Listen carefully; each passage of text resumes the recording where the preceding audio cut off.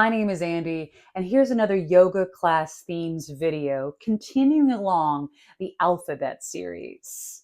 Now, my goal with this content is to provide fun, energizing, exciting ways to incorporate theming into your yoga practice. So whether you are a yoga lover, seasoned and delicious, perhaps just a little yoga curious and just getting into it, or you're a yoga teacher like myself. I personally have found theming classes to be really enjoyable. I love it. So it's purpose past the poses. Now, to be clear, the poses are important. The sweat sesh, getting physicality and moving your body is indeed magic for us.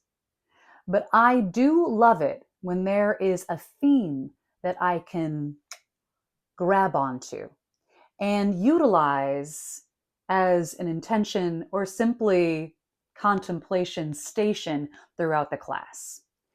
So we're here moving along that alphabet series. We are on the letter E. Exciting. Now, there are a lot of words with the letter E, and I always find it difficult to narrow it down. Ultimately speaking, I did decide on 3 particular words that start with the letter E. I chose energy.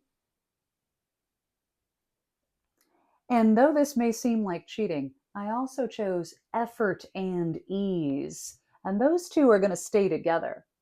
And for my third concept or third word, that would be elevate. So we're going to start with energy, my first word choice.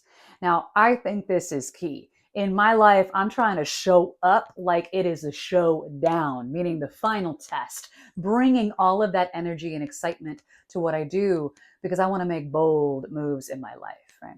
There's nothing like somebody reading off a script and you're like, wow, they're just reading. Maybe they're monotone, right? You can sense that they're not bringing the energy required. So in a practice like yoga, you can simply just go through the movements, tick off the box, yoga, check, done.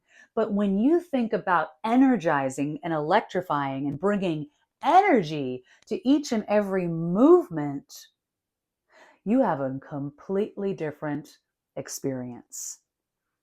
Energy is key. Energy is vital. Right? And our life force energy, when we tap into that, I mean, certainly there's enthusiasm. There's so many words that start with the letter E. You know, again, it's a lot. It's a lot.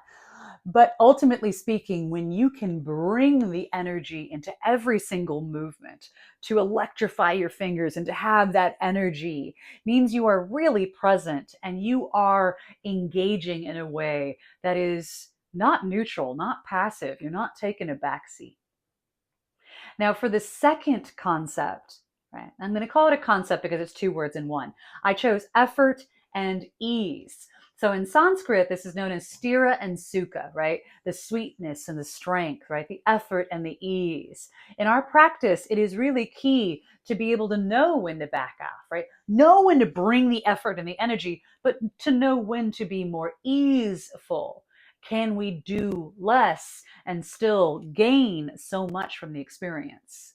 And I think this is a valuable lesson, certainly in my life, and most certainly in the practice of yoga. Sometimes we can overdo it, right? I mean, I just really brought it out with the word energy. I'm like, you just got to bring the energy. But there's ultimately a time and a place for that, right? So to have the effort and ease and balance, and to know that you are in a pose where you are really using your quads, let's say, you are in a crescent lunge, but where can you soften? Maybe it's your shoulders. Have your shoulders started to creep up? Maybe it's your jaw. Are you tight and clenched? Maybe it's your eyebrows. Like, do you need your eyebrows in a crescent lunge? Probably not. So to do almost a body scan and be aware of your body is an opportunity to engage in being present and in the moment and finding, like an internal investigator, where is it you can soften and find ease, even whilst fully engaging and bringing a lot of effort.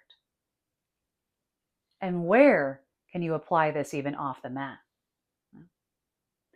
Now, I chose for the third word in concept, elevate, because I think that there's obviously the physical application here of elevating a limb, maybe practicing balance in asana, totally makes sense. But I also think this has a bigger meaning, a larger application when it comes to our lives and certainly the practice of yoga. Where is it that we can up our game, right? To elevate, let's say, our mood, elevate our mindset. So this becomes, again, energy, right? Enthusiasm, but also eyes on the prize, to be specific and intentional with what it is that you are attempting to elevate in your life. Is it your overall energy? Maybe you're trying to elevate your status at work, whatever it might be, to think about what it means to elevate and how you can incorporate that into your life is a beautiful thing. Now, with these concepts, for every single letter of the alphabet and in choosing words, it really is about asking the questions, right? Where is it that the word elevate can apply during this practice? Is it literally lifting the leg just a little bit higher and just giving a little bit more energy and effort? But also, where can you find ease? And where is it off the mat in your life that you can incorporate these themes? Thinking of it just as something, a concept, if you will, to chew on, something to contemplate and effectively consider in your life. Now, if you've enjoyed this content, please do like and subscribe. It really is helpful. Until next time, well, we're going to be engaging with the letter F as we continue along our path in the alphabet series. Many blessings and many thanks.